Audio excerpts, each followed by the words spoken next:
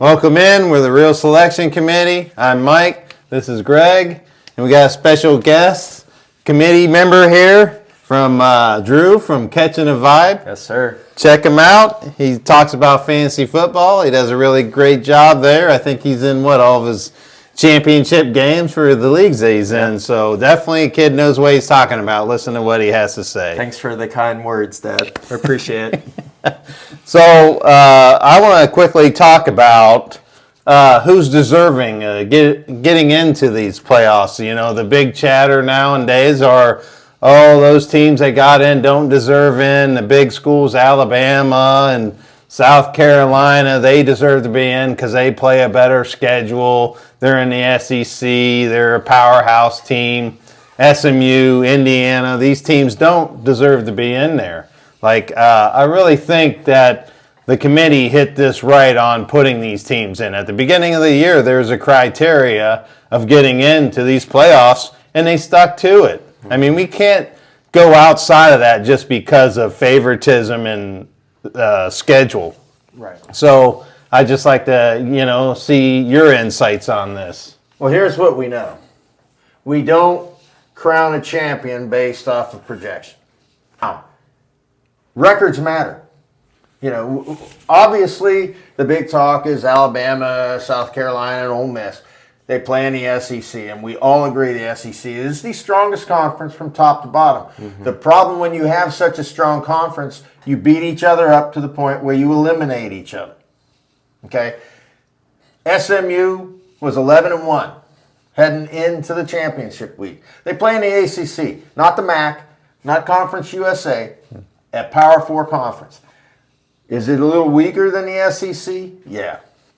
Did maybe SMU not play all the best teams in the ACC? Yeah. And we'll get into that strength of schedule part later. But they got it right. The way it was set up, remember, it was set up, the top 5 conference champions get in. Top 4 seeds go to conference champions, right? Mm-hmm. Every team knew what was in front of them, and somehow these powerhouse teams that everybody's saying can beat everybody lost 3 games along the way. Mm-hmm. The people that say that, the most athletic thing they've ever did is chew gum. Yeah, so how do you feel about this, Eric? I mean, Greg hit on the spot. You can't lose 3 games. You got to get the teams that only lost 1 game the benefit of the doubt. You know, mm-hmm. The NFL playoffs, there's some stinkers, mm-hmm. The 7 seeds. So that's what I have to say about it. Yeah, I mean, you're right. So you look at it this way. If you're so good, why didn't you beat Vanderbilt? Right. If you're so good, why didn't you beat some of these teams? You're losing to some of your bottom teams in your conference doesn't really bode well for you getting into these playoffs. I really think that you can't go, they beat this team and they beat that team. Well, you didn't handle business in your own conference. So, mm-hmm. There's no doubt in my mind that Alabama could, on a good day, beat any one of these 12 teams in the tournament. That's without a doubt or without question. But the problem is you didn't handle business through your schedule. Right. And all the other 134 teams, they didn't make it in, they didn't handle business. So you got to start somewhere, and the criteria was, your rankings and a record, Yeah. So everybody talks about strength of schedule. Yes. The Big 12 had 3 teams finish 10-2 before the championship games. Only 1 team made it in out of the Big 12. Mm-hmm. So they did take into consideration the strength of schedule. Now let's talk about strength of schedule here, fellas. You realize, people, that the majority of the strength of schedule comes out of conference. That gets handed to you. You don't pick those games. Your conference picks them for you and hands them to you. So all you people out there saying, well, we'll just schedule cupcakes. Well, Alabama scheduled a bunch of cookies anyway, mm-hmm. because they had Western Kentucky, mm-hmm. South Florida, mm-hmm. Mercer. Yeah. I think half the team left when they heard they had to play them powerhouses, the world-shaking might of those teams. You put all 3 of them together and you'd get a rum-dum team. No disrespect intended. But I get so sick of hearing these people that obviously don't know a thing about anything talk about strength of schedule. When you talk about we have the best conference in college football, this is what happens. You're going to lose games. All Alabama or Ole Miss or South Carolina had to do was win one of those 3 games they lost, and they'd have been in. At 10-2, they'd have knocked Indiana out. They'd have knocked SMU out, and probably knocked Tennessee out. Right. Yeah. Right. So, and here again, well, we'll get into that part of it after we talk about that. Well, you know, the thing is, too, you look at the SEC. Texas just got into their conference. They're coming from the Big 12. So one of your 3 teams in your playoffs is an outsider that just got in. Right. Big 10 has an outsider that just got in. Oregon, you know, and they won their conference. So the strength of schedule and that is so hard to, you know, you're picking apples and oranges there. You know, you look at like Nick Saban on there. Do you think these teams are going to start scheduling their non-conference game really weak teams so they don't lose? They already do. Yeah. You know who schedules tough teams? Kent State. Go look at their schedule. Akron. The bad teams schedule tough out-of-conference games. Yes. The big teams all schedule cookies. Right. We've seen it year in, year out. It's just part of the game, folks. And, you know, when you get into these conferences, every game is tight because these teams know each other. They play each other. They are built to play one another. SEC, yes, you are the strongest conference in college football. Does not mean you get to get 6 teams in when they go 9-3, 8-4. Yeah. You got to fit within the limit. There's criteria. You didn't make it. Quit crying. Let's see what happens next year. Yeah. Okay? That's all I can say on it.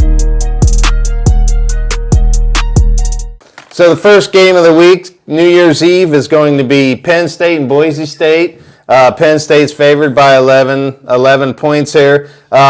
Boise State needs their star to shine in this game. He needs to shine bright in this game. You know, they got to get him going because I feel that's the only way that they're going to win this game, right? The defense, they have to keep Penn State off of the field because Penn State's offense is a little hot right now. They're moving the ball a lot. So that's the matchup that I want to watch.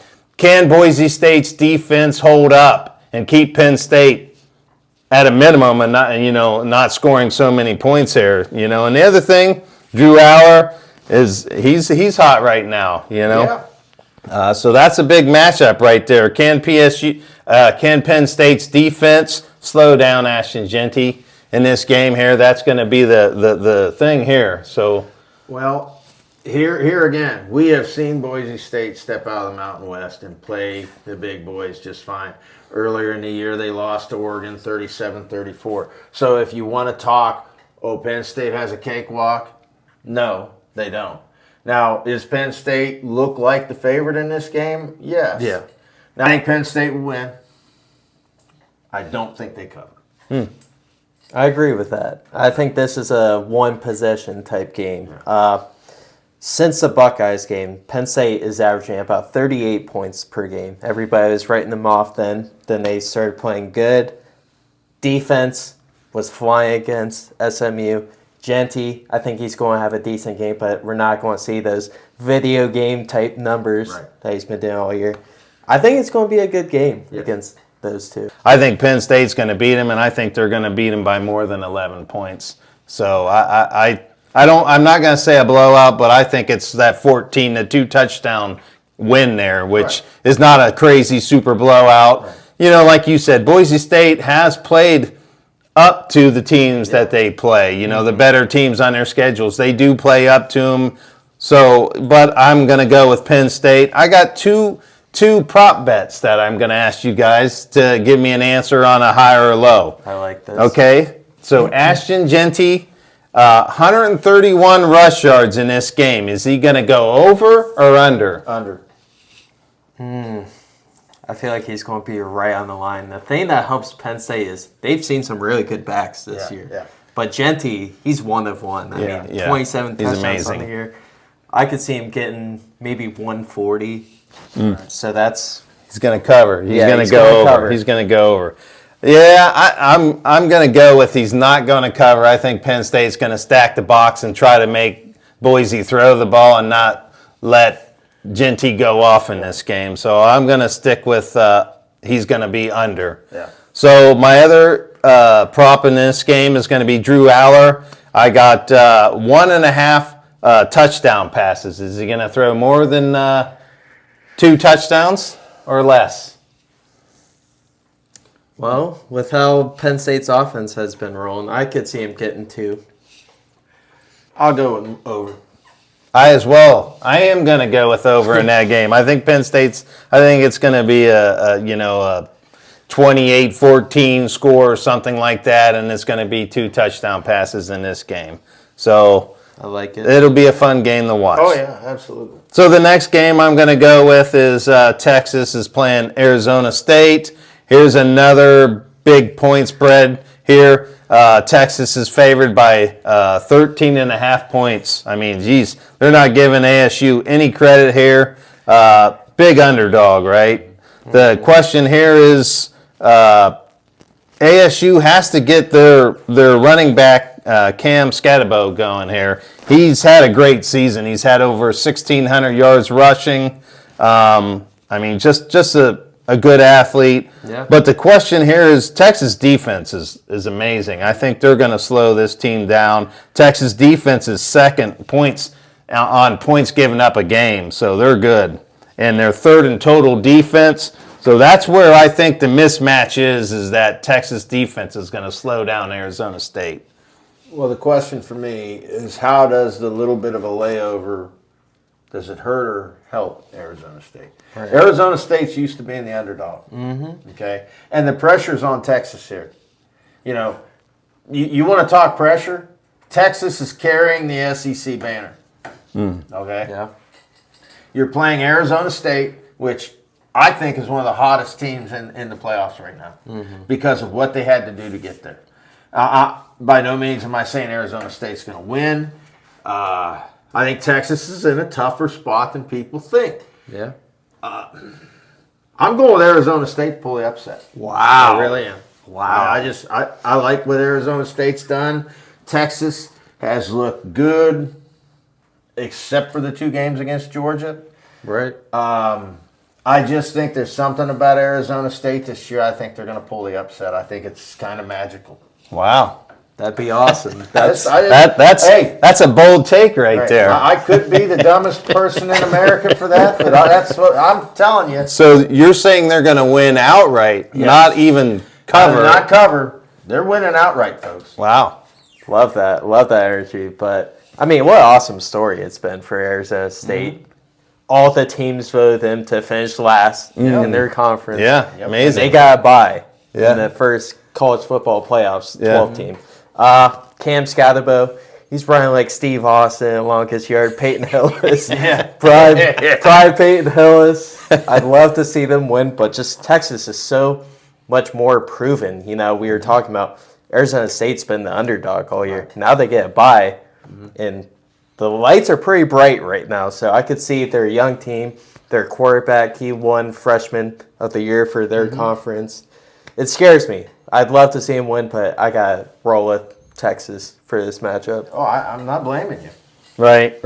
Yeah, I like the thought there that Arizona's going to win this game outright, much less than stay in this game. To me, I think Texas is going to roll them. I think Texas defense is too good. They're going to slow down. They're going to stop the run and see what they can get throwing.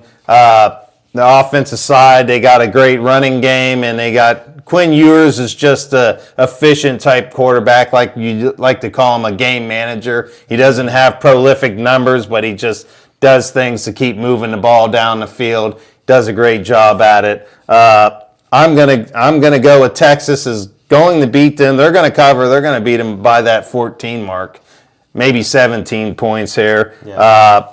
I just think Texas is they're going to be a tough out in this tournament here. So they absolutely are. My point, what I'm saying is, there's no pressure on Arizona State. Sure, they are playing house money. Yes, yeah. And Texas, they're carrying the SEC banner and heavy is the head that wears the crown. So I just think we've seen Texas in the heavy game with Georgia.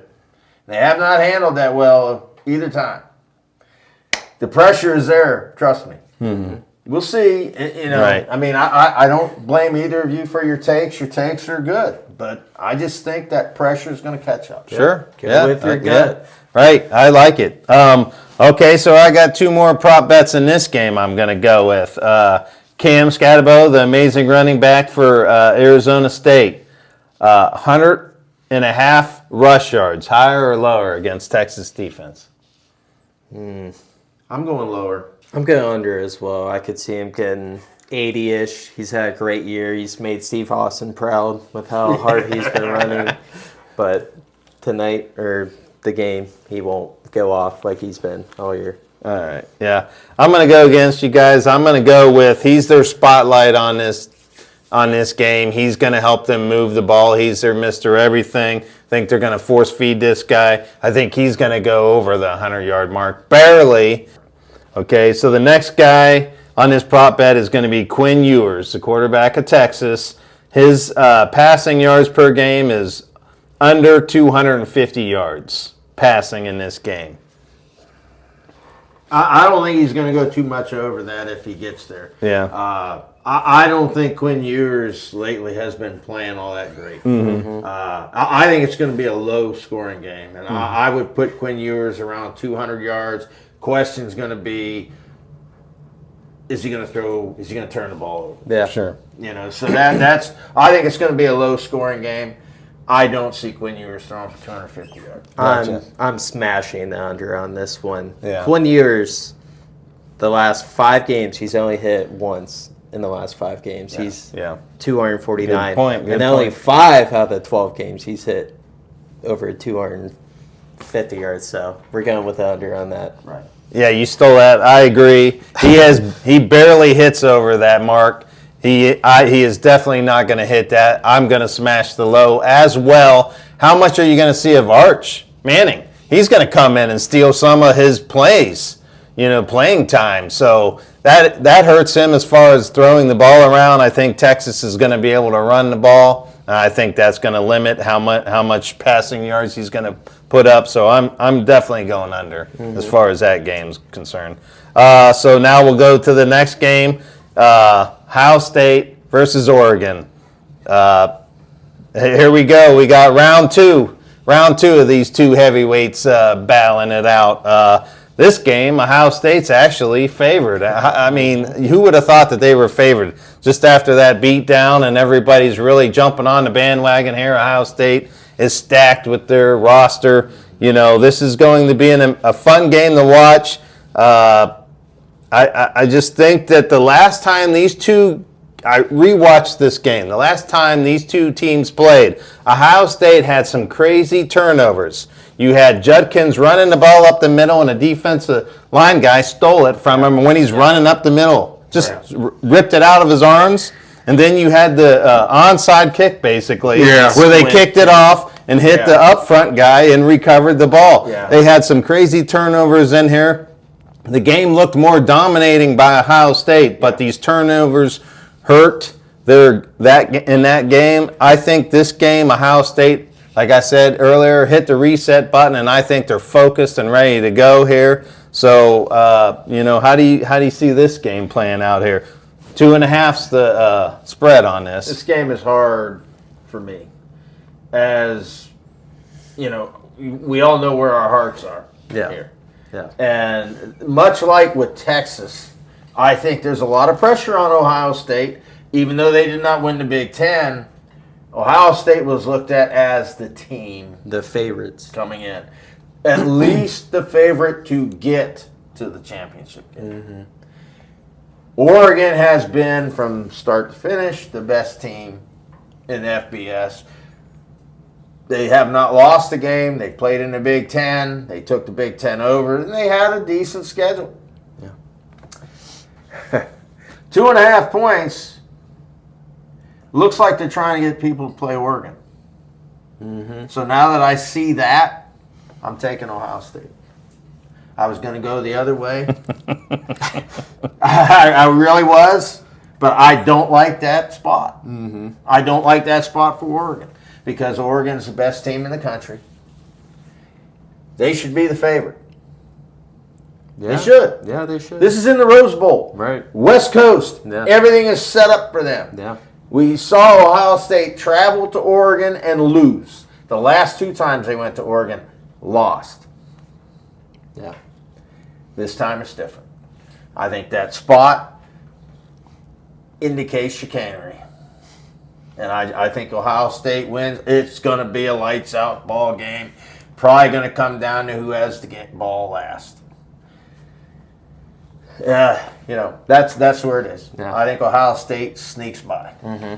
There's been 6 times where the number 1 team has been the underdog. Their record is 2-4 in those games. Mm-hmm. Now the question is Ryan Day going to coach a great game again? That's the question mark. And Will Howard, is he going to play a great game again? I think this is going to be an awesome game to watch. I'm nervous. I mean, Oregon, they just have so much firepower on that offense. Mm-hmm. The Buckeyes defense, they can't be pressing and giving up the long plays like they did the first time they played. So, with that being said, I hate saying this, but I have Oregon at 2.5. All right. Yeah, hey, it's a great pick. I mean, that's hard to go with. Like, the thing I want to touch base on, the matchup that I want to watch, that I'm curious about, last time they did play, Ohio State's DBs could not cover anybody. The guys were running wide open. Denzel Burke, who's supposed to be a first-round DB, looks like he ain't even going to get drafted in that game. I mean, he couldn't cover nobody. It was so many plays, busted plays, open downfield. That's the matchup I really want to watch. They looked good in this last game against Tennessee, so maybe they'll show up for this game here. I'm struggling with who I want to pick. My heart is picking Ohio State. I want Ohio State. They're the better roster team. Mm-hmm. All these kids come back for a couple reasons, and this is the other reason why they came back. And that's for get into that national championship game. And I think their fire is still lit, and they're burning bright now. I'm going with Ohio State to cover. I think what a battle it's going to be. I'm excited to watch this game. I think it's the best game of this weekend, or these 4 games, playoff games here. Yeah. So I'm going to go Ohio State to win this game, and it touchdowns the difference here. Well, the one thing I'm looking at, to your point about the defense, much like we talked about Penn State, Ohio State's defense has been a different team. Absolutely. Mm-hmm. Especially in the last 4 or 5 games. Yeah. Now you can say, okay, they played Northwestern and they played Purdue. They didn't give nothing up to Michigan. Mm-hmm. It was Ohio State's offense that lost that game. I mean, Will Howard had 2 awful interceptions. He had a bad game. The kicker missed 2 field goals. Yes. You get an interception on Michigan's 12 or 13-yard line, and you don't move the ball, and you miss the field goal. Right. So, the defense, which abandoned us in the first game, mm-hmm. and Oregon got a lot of breaks and went their way, and I'm not going to penalize them because Oregon's a heck of a team. Mm-hmm. Right. 2 quick prop bets in this game. Dylan Gabriel, is he going to his 243.5 passing yards in this game? Is he going to hit that? I think he goes for about 270. I'm going higher too as well. That's the only chance Oregon, I think, is going to beat Ohio State by lighting them up passing. Mm-hmm. Yeah, I'm going over too. I think this game's going to be in the 30s. It's going to be a 38-34 score, somewhere in there. A high-scoring game. He's going to put up some numbers, so I agree he's high. Jeremiah Smith, 72.5 receiving yards here. Superstar. I mean, just get the guy the ball. I don't think nobody can cover him, honestly. Yeah. It's just a matter of fact. Is Oregon going to double him or just slide the defense to his side the whole time? Mm-hmm. I think he could get over, was it 72.5? Yeah. He could probably get 100 yards. Mm-hmm. I think he goes over, but I think the other guys are what wins the game for the Bucs. Sure, I agree. Cardinal I with think you. Tate. Oregon is going to be Ibuka. all over Smith. You can't stop Smith. No. But Ibuka and the other guy, Carnell Tate. Carnell Tate, Yeah. you can't cover them either. Right. So there ain't enough guys on the field. If Ohio State plays it right, have the confidence in Will Howard, let him throw the ball, use your running game off the passing game, Yeah. beat them up. And, defense, you better be ready because Oregon's going to come after you. Dylan Gabriel, we don't know what he'll be as a pro, but we know he's a heck of a college quarterback. Absolutely. And that team is going to come ready to play. This is going to be lights out game of the year. Yeah. I'm going to go with him just squeaking over. I am thinking that the other receivers are going to have to step it up and they're going to perform for Ohio State to win. Tight ends are going to Yeah. play a huge role in this game. Yeah. So, all right, let's move on to this next game, Notre Dame versus Georgia. Georgia's favored in this game, even though they lost their starting quarterback, Carson Beck, who's done for the year. Now they're going to have to go with Gunnar Stockton. The question is there, right? Can Georgia's offense move the ball against Notre Dame's defense, Notre Dame's defense is pretty good? Notre Dame wins. I'm with you. Notre Dame's offense. And here's the thing. I mentioned about the problem with the championship games. And I even said, what happens if Georgia loses their quarterback? Are we taking them out of the tournament? Because that's what they did to Florida State. Right. And what happened? And Carson Beck has had his ups and downs. But the thing is, he's been their starter for 2 years. He's that true and tried guy. Now, Gunnar Stockton obviously has to be a heck of a player or the Georgia wouldn't have drafted or recruited him. Right. But he hasn't played a whole lot of football. And this is an awful tough spot. Another team, Georgia is wearing the crown heavy. Because, SEC, The weight's on the shoulder. the weight is on that team. The weight is on that quarterback. And the question is, will he crack? I don't know that he cracks, but it's a tall order. Absolutely. Notre Dame is going to be on all cylinders. Yeah. I think Notre Dame wins the game. Sorry. Yeah. I mean, this isn't SEC hate. This is just what I think. Yeah. Prediction. I just think it's one of them years that we're going to see some fireworks. I think Notre Dame's a really good ball team. Their offense, they have a quarterback that runs the ball. Who did Georgia struggle the most against? Georgia Tech. Right. They took 8 overtimes. Riley Leonard is a big dude. He's 6'4", and he can run the ball. So Jalen Milroe. I think that helps Notre Dame a lot, and their defense is stout. They're one of the best defenses Yes. in college football. Yes. So I'm with you. I think Notre Dame beats Georgia Yeah. while Georgia's down with their quarterback backup. Hasn't had the spotlight on him, and Yeah. they have all the pressure on them. Yeah. So. Yeah, they do. They got a lot of weight on their shoulders carrying that SEC banner. Yeah. So, the question here is Riley Leonard. Is this game spotlight going to be too much for him to handle? Is he going to show up?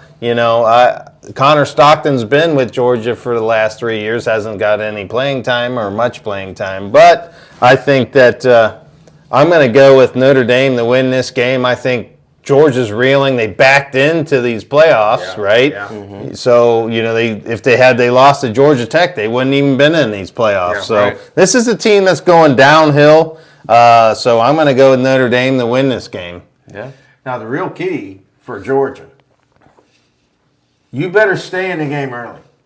Do not fall behind early. Yeah, you're Because gonna the key for Georgia to win is you got to stay close. You cannot let Notre Dame get out to a fast start and get way ahead. And Stockton may have been there 2 or 3 years. And like we say, he was recruited by Georgia. Who knows? Maybe he'll go in and light it up and make us all look dumb. He could. Could happen. Yeah, sure. Yeah, This, but I'm going this is with Notre Dame. Georgia. I mean, Yeah. this is Georgia. It's You Georgia. can't count them out. No, never count them out. So, yeah. Hey, that's going to do it for this week. Thanks for watching. Like and subscribe. That's real easy to do. And check out Catching a Vibe and Drew and his fantasy football. Hold on a second. I got breaking news. There's a new team coming into the SEC next year. Did you hear about this? It's STFU. Good word. Well, that's going to do it. Catch you next time. See ya. Peace.